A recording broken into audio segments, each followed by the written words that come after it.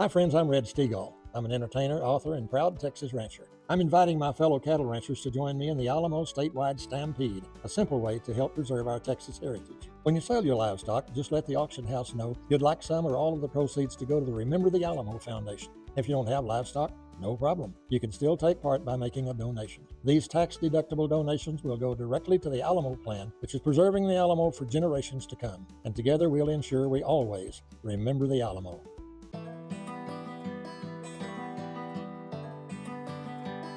Stories bigger than Texas, the Alamo podcast. The Battle of San Jacinto on April 21st, 1836 lasted just 18 minutes, a brief battle with a long legacy as the decisive win gained Texas its hard-fought independence. Today we reveal the battle from a descendant historian's perspective, the impact of San Jacinto on both world politics and the ordinary people living in its wake. I'm your host, Emily Balcom. Before we begin, for a step-by-step account of the Battle of San Jacinto, we encourage you to check out this week's bonus rewind episode from our archives, episode 30, entitled The Battle of San Jacinto. Today, we're joined by Kolby Lanham, the Alamo senior researcher and historian. Thanks for coming on the podcast. Yeah, as always, I'm happy to be here. Kolby, you are actually a San Jacinto descendant, and we're going to talk about the role they played in the battle in just a bit. But first, tell us about your ancestors. Yeah, it's interesting for me. This is new information. I've been working at the Alamo for about 7 years before I realized that I was descendant from individuals living in Texas during the Revolution. And there is some more research to be done on this, but there's enough evidence to suggest that my ancestors were at that battle. They actually come from Tennessee. It's Ezekiel Abels is the father, and he brings his two sons, John and Harrison Abels. And Harrison is the one that actually comes to Texas. I think he's a little bit earlier than his father, in late 1835, probably around September, according to Texas documents at the Texas State Library. And he serves in the Republic of Texas Army from 1835 all the way until the end of 1836 in December. The newspaper accounts that I've been able to find show him as an individual who fought in the Revolution at San Jacinto, and the state of Texas confirms that, but he doesn't appear on muster rolls. So I still have digging to do. Luckily, I do research for a living, so it'll be, maybe it'll be easier for me to find, but it's something I'm still digging into. But the family lore suggests he was among the men that captured Santa Anna, or at least in that group of men. That's a little bit about him, and then he'll continue in that role. Like I said, after the revolution's done, he'll sign up for another stint of service from September 11th, which happens to be my birthday, all the way till December 11th in the Republic of Texas Army. And then he'll continue to serve in different roles, which I could talk about a little bit later when we talk about, the battle itself. Can't wait to dive into that. Yeah. Now, in our recent episode on the Runaway Scrape, we've talked about how Texans are racing east, trying to get ahead of the Mexican army. And that includes Sam Houston.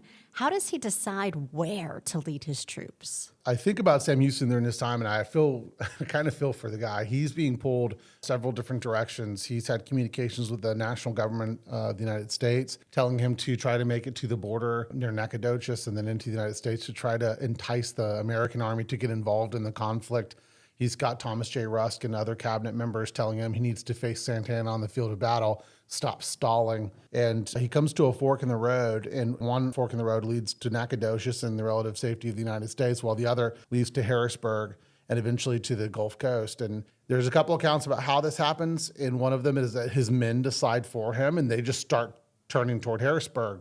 Another account is that he comes to the fork in the road and kind of parks his horse and lets his men decide. And then the third kind of account is that some of the other forces within the Texian army had already started moving that way, which forces his hand. Regardless of how that all plays out, he ends up taking the Harrisburg Road, which will culminate with the Battle of San Jacinto. The 189th anniversary of the Battle of San Jacinto is this coming Monday, April 21st. When the battle unfolds, the Texans are once again outnumbered. Yeah, this is a common theme for the Texans. They're going to be outnumbered at a lot of the engagements they're going to see in this short revolution. The Mexican army is going to total about 1,360 men, and the Texian army is going to be about 910. Sam Houston watches as the Mexican army continues to trickle into the area around Buffalo Bayou. So he has his men tear down that bridge, Vince's Bridge, to keep them from continuing to bring in reinforcements. We saw this at the Alamo, where Travis watched for 12 days as the Mexican army continued to trickle in, and their numbers obviously were fewer and fewer while the Mexican army began to grow in size. He cuts off that bridge, and it keeps the numbers somewhat even, but still lopsided in the favor of the Mexican army. But the Texans are emboldened by the battle cry, remember the Alamo, remember Goliad. That's right. Remember the Alamo is kind of the one that sticks with a lot of people. I think maybe because it's a little more popular, but remember Goliad is also said that day. It's important to remember that. It does embolden the men to take advantage of their surprise when they catch the mixed army kind of off guard and tips the scale in favor of the Texans. The battle itself only lasts 18 minutes. The bloodshed continues much longer. Kolby, I'm sure you've always wondered, where were your ancestors during that time? What were their roles? How did they survive? Yeah, I know from the research I've done that Harrison Abels is listed as a private, so he would have been a foot soldier, and later on he serves in an infantry unit, so I'm assuming he's among the infantry. And then the family story that he's among the men who captured Santana, that would be really neat to be able to prove, but I think it'll be very difficult. It may forever lie in the realm of lore, but I do know that he was there that day, which is important to me. Have you stood on the battlefield and thought about that? You know, it's interesting. I grew up in the Panhandle, and so I only came to the Alamo for the first time in 2012. And I didn't make it to San Jacinto until about 2 years after I found out that I may have been related to a gentleman who's there. And so when I stood there on the battlefield, I did feel something. I felt a connection. You know, that battle is part of who we are as Texans. But if your family was there, it's part of who you are as a Texan. And it's a powerful thing. As the title of this episode says, San Jacinto was a brief battle with a long legacy. Let's start with the 30,000-foot perspective here. The battle was 18 minutes that changed the world. How so? Yeah, I mean, this battle is a deciding factor. Not many countries can hinge on an 18-minute battle, and Texas gains their independence when we become a sovereign nation, and that's a really, really big deal. And I don't want to get off track, but it makes me think of Sam Houston again. When he's being pushed, some people were even going as far as to say he was a coward. He's running. He doesn't want to face Santa Anna. I look at that, I'm like, he took a ragtag army of mostly volunteers who had very little training in some cases, and he defeated the largest standing army in North America in 6 months. He formed a country and defeated, finished an entire revolution in a 6-month period, where if that happened today, that person would be, there'd be monuments all over the place and statues, which in some cases there are of Houston, but what he does is nothing short of impressive. And the battle ends and Texas becomes an independent nation. And then furthermore, we join the United States in 1845 as a 28th state. And when that happens, it leads to the Mexican-American War. It's a domino effect. It culminates with the United States taking most of the Mexican territory, at least half of their territory. I think it's close to several million acres of land. It changed the United States forever. Everything north of the Rio Grande River becomes part of the United States because of the Battle of San Jacinto and the Battle of the Alamo. All these things kind of, as I said, a domino effect. It kind of tops off with Manifest Destiny and this idea the United States should go from coast to coast. None of that would have happened without San Jacinto, and San Jacinto wouldn't have ever happened without the Battle of the Alamo. People in Europe were also paying attention. Yes, primarily Germany. We have a huge German population here, and that is spurred on by the birth of a nation. And these individuals who may not have had much of an opportunity in Europe can come here and start a new life. And the German population, also the French population that's in and around San Antonio, thrives today because of bold, independent, and pioneering individuals who came to Texas after we became a nation. And then Great Britain and France quickly recognized Texas as a sovereign nation. That's a pretty big deal. Yeah, it is.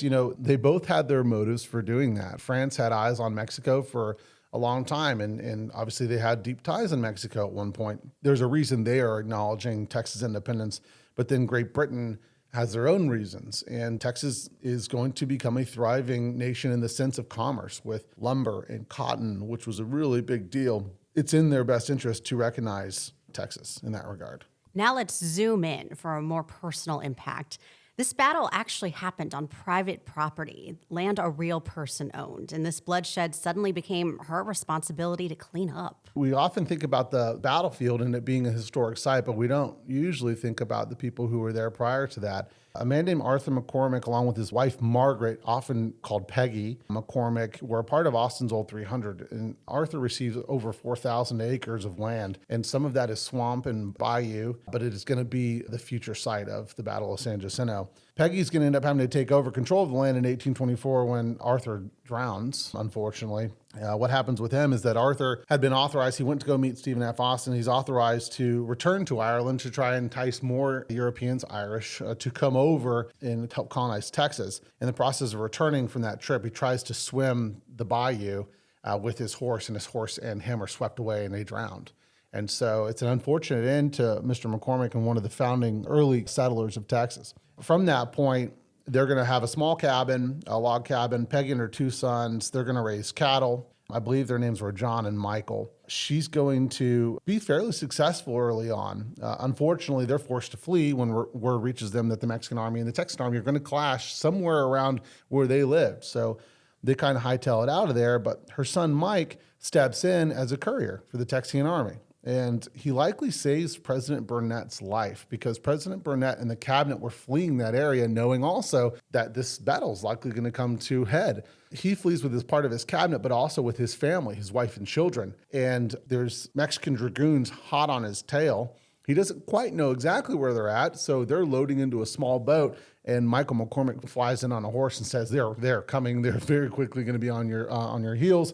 And so they jump into the boat and they start paddling away, and there's the dragoons, and they offload off their horses onto the beach there, and they start shooting at the boat. And he stands up, Burnett, to shield his wife, and one of the Mexican officers tells the men to stop because there's a woman in the boat and they don't want to hit her. And so Michael McCormick may very well have saved his life, or at least kept him from being captured. One of the documents I found in the 1840s shows him as attaining the rank of at least to the point of captain. So he climbed through the ranks as probably infantry or a low-ranking soldier all the way to the rank of captain, which is pretty impressive. And after the battle takes place, they come back to their land and they find corpses of both sides, men who are dead or dying, laying on the field of battle. And she approaches Santana and Sam Houston to try to have those corpses removed, and he flatly refuses, and so does Santana. It's an interesting thing to think about. You have the Mexican army laying out their dead, dying, and wounded, and these men that need to be buried, that's kind of a common thing. The Mexican army is on the move. They don't necessarily have a lot of time to bury their dead. They do it at the Alamo, but then at Goliad, they leave the Texan bodies laying out. And so this is kind of a common theme, but in this case, this is a person's private property where they've been raising cattle, and it produces an interesting problem for them. Neither side wants to take responsibility to bury the dead. So Peggy, her sons, and a slave take about the horrible task of burying all of the dead. So they did it themselves. And on the property? On the property. And having to bury the dead, not an easy task physically, but also mentally. I'm sure she carried that with her the rest of her life, as did her boys. I read several articles that said that Peggy McCormick was never given any money for the stuff that was taken from her. See, whenever the troops move into the area, they take corn and they take beef and they eat her cattle. The articles I read said she was never reimbursed for any of that, but I was able to dig into the Texas State Library and some of the claims from the Republic period and prior, and I actually found where she was reimbursed for 3 head of beeves and also given money for 2 bushels of corn for the use of the government on board the steamboat Cayuga. And that was the floating capital of Texas, where the Burnett and the other cabinet members were meeting during the Revolution. She's reimbursed on 10 April 1838. They actually go even further than that in the reimbursement document, which I think is pretty interesting because I had not seen such detail. But it says 1 3-year-old cow, 1 4-year-old cow, and then 1 5-year-old cow. She's given $15, $17, and $18 for each one. And so she's reimbursed for that, also for corn, and another head of beef for $10. So she's given, I think, $65 in total for reimbursement. Probably not everything that was taken from her, but at least something was given back to her. So what happens next with Peggy, her sons, and this property? Peggy becomes the owner of one of the largest cattle herds in Harris County. She's very successful between 1840 and 1850, but her son John dies in 1839 at the age of 18. We think he has a horse riding accident and a horse crushes him. He loses his life. In 1840, she runs into another issue. Her slave runs away, and she runs an ad in the paper for nearly a year offering a reward for his return. I don't want to speak disparagingly of anybody.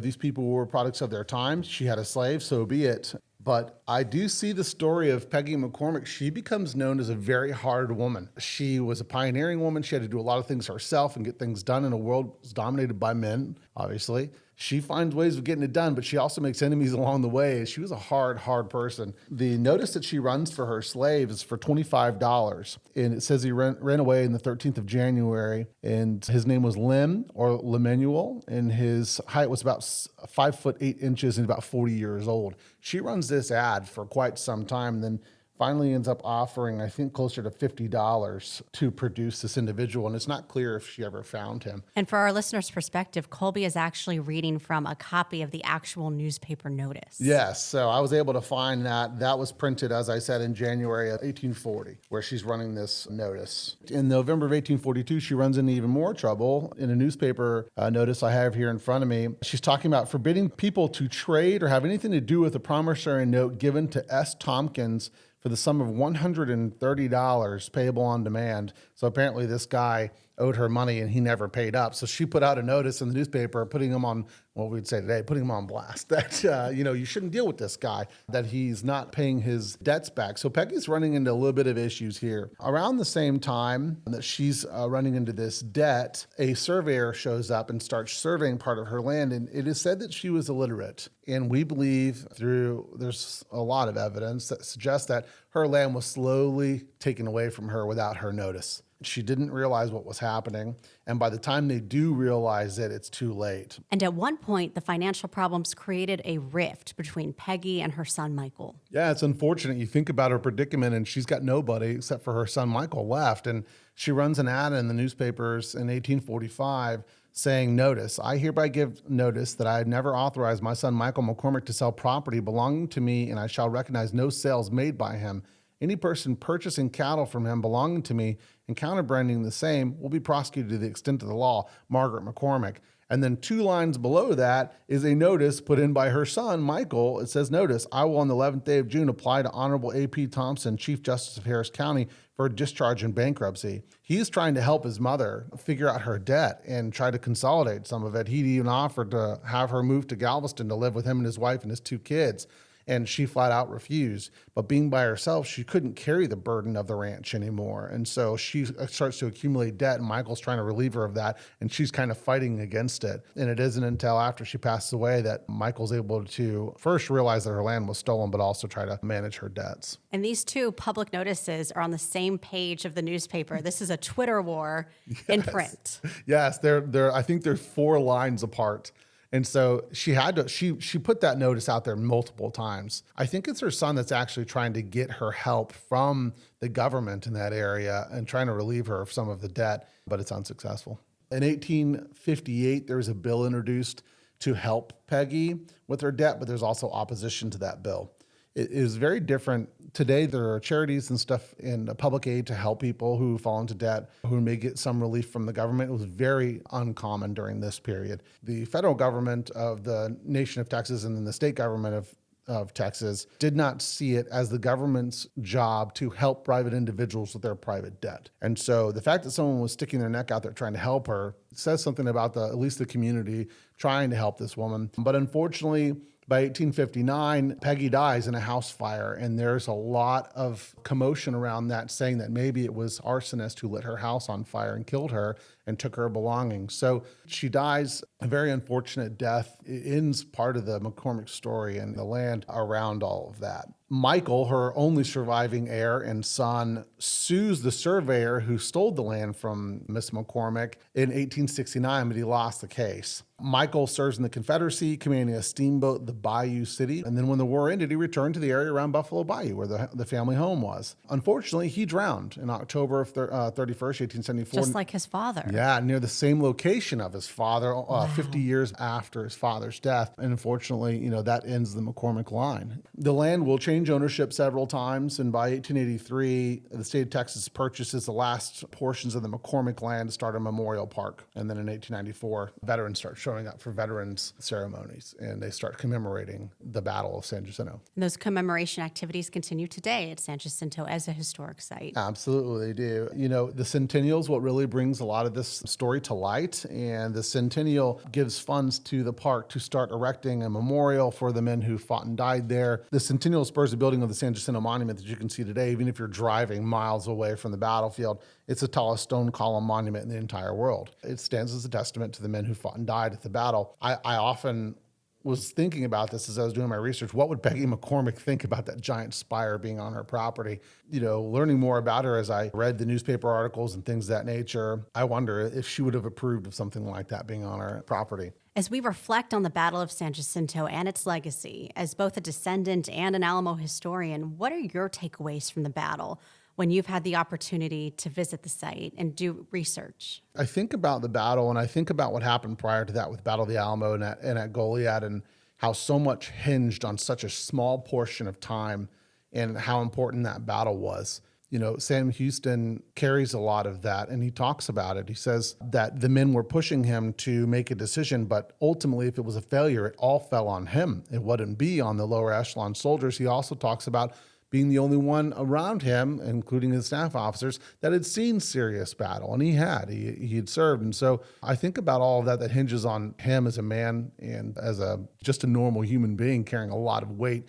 But I also think about the individuals in the Army who are going in and willing to sacrifice themselves, knowing they're outnumbered again. So much hinges on that battle. And I know several historians, Don Fraser, Dr. Fraser being one of them, who says it's the most important battle in world history. So much hinges on it. And then, as you said, the 30,000 foot perspective, it changes the world. Yeah, that's what I think about when I stand out there. And it's, I've said it before about the men at the Alamo. It's normal men on a field of battle doing something extraordinary, which is a powerful, powerful thing. Kolby Lanham, thank you so much for joining us. Thank you. Be sure to check out the podcast notes. We've linked to this week's bonus rewind episode from our archives, a step-by-step account of the Battle of San Jacinto as told by the site's curator. We've also linked to how you can join the Alamo podcast in person on the Battle of San Jacinto anniversary this Monday, April 21st, for a fireside chat in the Alamo's Living History encampment. Plus, if you're able to hit the road soon, we have all the details on the San Jacinto Day celebration at the historic battle site outside Houston on Saturday, April 26. It is free and open to the public. You've been listening to Stories Bigger Than Texas, the Alamo Podcast.